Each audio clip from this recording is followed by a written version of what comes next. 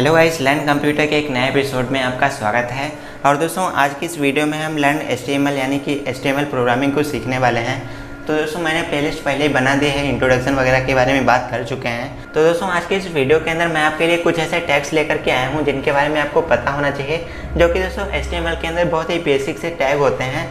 और दोस्तों, ये हर किसी को पता होना चाहिए जो कि वेबसाइट डेवलप करना चाहता है या फिर जिसको HTML सीखना पसंद है। तो चलिए दोस्तों, स्टार्ट करते हैं आज का वीडियो। तो गाइस, सबसे पहले हमारा जो सबसे पहला टैग है, यहाँ पर दोस्तों आज के इस वीडियो में मैंने आपके लिए कुछ बेसिक टैग यूज किए हैं या फिर बेसिक टैग लेकर के आया हूँ जिनके बारे में आपको पता होना चाहिए। तो चलिए जानते हैं। तो गाइस, हमारा जो सबसे पहला और बेसिक टैग होता है वो दोस्तों HTML होता है।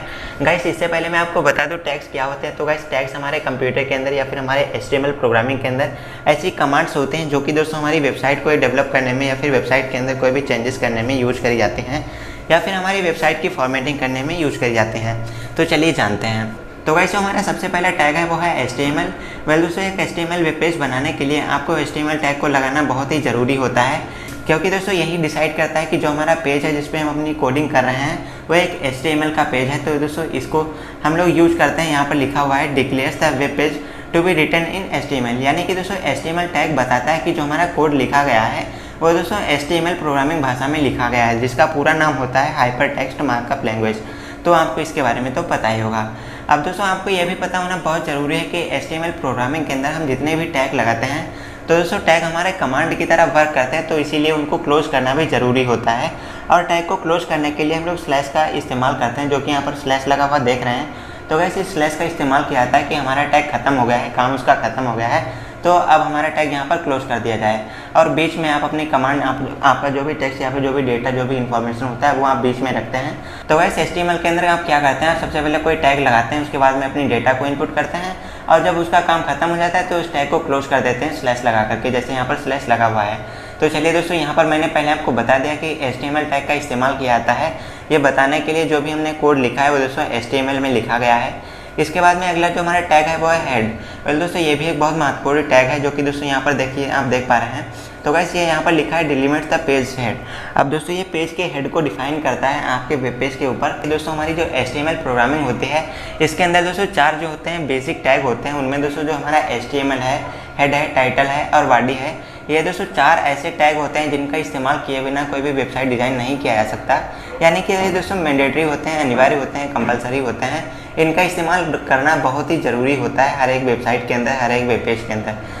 और वैसे इसके बाद में जो अगला टैग है टाइटल। टाइटल का इस्तेमाल किया जाता है अपने वेबसाइट का टाइटल देने के लिए, या कहें तो अपनी वेबसाइट का कोई भी टाइटल बनाने के लिए। तो यहाँ पर लिखा हुआ है defines the title not displayed on the page. अब दोस्तों ये टाइटल हमारा क्या करता है, जहाँ पर आपका टैब ओपन होता है तो वहाँ पर आपका टाइटल दिखाई पड़ता है, यह दोस्तों आपके वेब पेज के अंदर दिखाई नहीं देगा। तो ये आपको पता होना चाहिए और आपको ये ध्यान में रखना चाहिए कि वेब पेज के अंदर आपका टाइटल शो नहीं होगा, ये दोस्तों आपके टैब के ऊपर टाइटल आपका शो करता है। तो इसके बारे में आपको पता होना चाहिए। इसके बाद में गाइस, जो हमारा अगला टैग है यहाँ पर लिखा है बॉडी टैग। वेल दोस्तों, कंप्यूटर के अंदर यानी कि HTML प्रोग्रामिंग के अंदर जो सबसे महत्वपूर्ण और सबसे इंपॉर्टेंट टैग है वो दोस्तों हमारा बॉडी टैग है। बॉडी टैग के अंदर हम अपना सारा का सारा कोड लिखते हैं, इसी के अंदर दोस्तों हम अपना सारा कोड लिखते हैं। और दोस्तों ये सबसे बड़ा और सबसे महत्वपूर्ण टैग होता है, आपको इसके बारे में भी पता होना चाहिए। इसी के अंदर आप अपना सारा डेटा इनपुट करते हैं, सारा प्रोग्राम इसी के अंदर आप लिखते हैं। और बॉडी क्लोज करने के बाद आप अपने वेबसाइट को, आप अपने HTML पेज को क्लोज कर सकते हैं। तो गाइस, यहाँ पर लिखा है बॉडी। अब दोस्तों ये पेज की बॉडी को डिनोट करता है, पेज की बॉडी को डिफाइन करता है। इसी के अंदर आप कोई भी फोटो लगा सकते हैं, कुछ भी टेक्स्ट लिख सकते हैं, हाइपर लिंक ऐड कर सकते हैं, बटन्स लगा सकते हैं, फॉर्मेटिंग कर सकते हैं। आप जो भी वेबसाइट के अंदर जो भी करना चाहते हैं वो दोस्तों सारा बॉडी टैग के अंदर ही किया जाता है। तो इसके बारे में भी आपको पता होना चाहिए। इसके बाद में गाइस, हमारा अगला टैग है जो कि है HN। वेल दोस्तों, HN को डिफाइन किया जाता है, ये दोस्तों हेडिंग टैग होता है हमारा। अब दोस्तों जो हमारा हेडिंग टैग होता है इसके अंदर दोस्तों एंगल ब्रैकेट लगा तो H लिखा होता है और ये टैग हमारा क्लोज हो जाता है।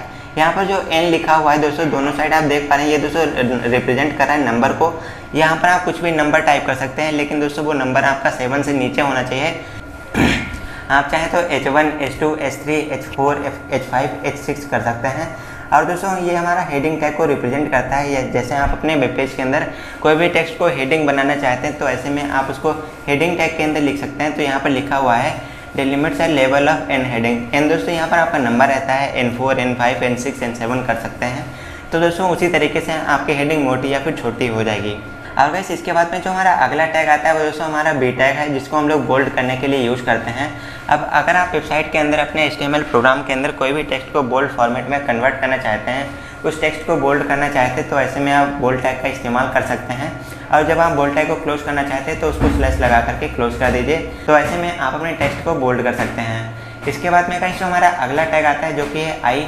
वेल दोस्तों आई का सिंपल सा मीनिंग होता है इटैलिक। अगर आप अपने टेक्स्ट को बोल्ड करना चाहते हैं तो बी टैग लगा दीजिए, इटैलिक करना चाहते हैं तो यू टैग लगा दीजिए, अंडरलाइन करना चाहते हैं तो यू टैग लगा दीजिए। तो इससे आप अपने टेक्स्ट को बोल्ड या फिर इटैलिक या फिर अंडरलाइन कर सकते हैं। इसके बाद में गाइस जो अगला हमारा टैग लिखा हुआ है सेंटर, ये दोस्तों अलाइनमेंट को सेंटर में लाने के लिए होता है। यानी कि आप अपने वेब पेज के अंदर कुछ भी टेक्स्ट लिखते हैं तो ऐसे में आप जो भी टेक्स्ट लिखते हैं उसको अगर आप सेंटर में लाना चाहते हैं, पेज के बीचों बीच में लाना चाहते हैं, तो सेंटर टैग का इस्तेमाल करके आप यहाँ पर अपना टेक्स्ट टाइप कर सकते हैं। तो ऐसे में आपका जो भी पेज होता है वो दोस्तों पूरा का पूरा सेंटर में आ जाएगा। जो भी आपने लिखा होगा, फोटो वीडियो लगाया होगा, वो पूरा सेंटर में आ जाएगा आपके वेब पेज के। इसके बाद में गाइस अगला जो हमारा टैग है यूएल। यूएल का पूरा नाम होता है अनऑर्डर्ड लिस्ट। अब दोस्तों अगर आप अपने वेब पेज के अंदर कोई भी लिस्ट को शो कराना चाहते हैं जो कि अनऑर्डर्ड हो, यानी कि क्रम से ना हो, आप उसके अंदर स्टार या फिर बुलेट्स लगाना चाहते हैं या फिर दोस्तों पॉइंट लगाना चाहते हैं, तो ऐसे में अनऑर्डर्ड लिस्ट बनाने के लिए यूएल टैग का इस्तेमाल किया जाता है। इस पर मैं दोस्तों सेपरेट वीडियो बना दूंगा कि अनऑर्डर्ड लिस्ट कैसे बनाते हैं। इसके बाद में गाइस हमारा अगला टैग है ओएल। ओएल का मतलब है ऑर्डर्ड लिस्ट। अब दोस्तों ऑर्डर्ड लिस्ट में क्या होता है, यहाँ पर दोस्तों आपके नंबर रिप्रेजेंट करते हैं 1 2 3 4 या फिर ABCD। तो गाइस नंबर को रिप्रेजेंट करने के लिए हम लोग एक लिस्ट बनाते हैं जिसको हम लोग ऑर्डर्ड लिस्ट बोलते हैं। तो ऐसे में आप कोई भी लिस्ट बनाकर उसको ऑर्डर में कर सकते हैं। तो उसको अरेंज करने के लिए हम लोग ऑर्डर्ड लिस्ट या फिर अनऑर्डर्ड लिस्ट का इस्तेमाल करते हैं। तो इसके बारे में भी आपको पता होना चाहिए। इसके बाद में गाइस जो हमारा अगला टैग आता है एल आई। वेल दोस्तों एल आई का सिंपल सा मीनिंग होता है नंबर लिस्ट। अब दोस्तों एक नंबर लिस्ट बनाने के लिए आप एल आई का इस्तेमाल कर सकते हैं। इसके अंदर दोस्तों क्या होता है, आपके जो भी नंबर होते हैं वो दोस्तों क्रम से शो करते हैं। तो इस तरीके से आप अपनी लिस्ट को क्रमबद्ध तरीके से अरेंज कर सकते हैं।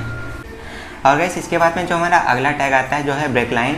अब दोस्तों लाइन को बीच में ब्रेक करने के लिए जैसे आप कोई भी टेक्स्ट लिखते हैं तो ऐसे में अगर आपका टेक्स्ट या फिर आपका पैराग्राफ बड़ा हो जाता है तो उसको छोटा करने के लिए या फिर एक दूसरा पैराग्राफ बनाने के लिए आप BR टैग का यूज़ कर सकते हैं। और दोस्तों इसकी मदद से आप अपने पैराग्राफ को चेंज कर सकते हैं या फिर एक नया पैराग्राफ टाइप कर सकते हैं। ये दोस्तों मोस्टली हम लोग टेक्स्ट के अंदर इसका इस्तेमाल करते हैं जब भी आपका लाइन बड़ा हो जाता है। तो ऐसे में अगर आप अपनी लाइन को ब्रेक करना चाहते हैं, उसको नीचे से लिखना चाहते हैं, तो ऐसे में आप BR टैग का यूज़ कर सकते हैं। और इसकी हेल्प से आप आसानी से अपने पेज को ब्रेक कर सकते हैं या फिर अपनी लाइन को आसानी से ब्रेक कर सकते हैं। इसके बाद में गाइस जो हमारा अगला टैग आता है जिसको हम लोग P टैग यानी कि पैराग्राफ टैग बोलते हैं। और इसका इस्तेमाल किया जाता है पैराग्राफ को डिज़ाइन करने के लिए या फिर एक नया पैराग्राफ बनाने के लिए। और गाइस इसके बाद में जो हमारा अगला टैग आता है जो कि है HR। दोस्तों इसका इस्तेमाल किया जाता है हॉरिजेंटल रो बनाने के लिए, अपने वेब पेज के अंदर एक हॉरिजेंटल रो क्रिएट करने के लिए। अब दोस्तों हॉरिजेंटल रो के अंदर आप अपने इसको कलर भी दे सकते हैं, इसका साइज भी सेट कर सकते हैं, हाइट और वाइड भी सेट कर सकते हैं। तो इसके ऊपर मैं सेपरेट वीडियो बना दूंगा जहाँ पर आपको इसके बारे में अच्छे से जानकारी दे दूँगा। और गाइस इसके बाद में जो अगला टैग है जो कि दोस्तों एक फ़ोटो को ऐड करने के लिए है।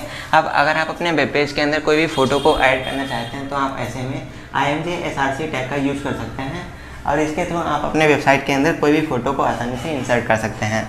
इसके बाद में गाइस जो हमारा आज का लास्ट टैग है जो कि है दोस्तों अपने पेज के अंदर एक हाइपरलिंक को ऐड करने के लिए। तो हाइपरलिंक को ऐड करने के लिए ब्रैकेट के अंदर एंगल ब्रैकेट के अंदर AHREF का यूज़ किया जाता है। और इसके अंदर आप यहाँ पर इन्वर्टेड कॉमा के अंदर अपने फाइल को जिसको आप हाइपरलिंक बनाना चाहते हैं तो उसको आप यहाँ पर इनपुट करके आसानी से एक हाइपरलिंक जनरेट कर सकते हैं।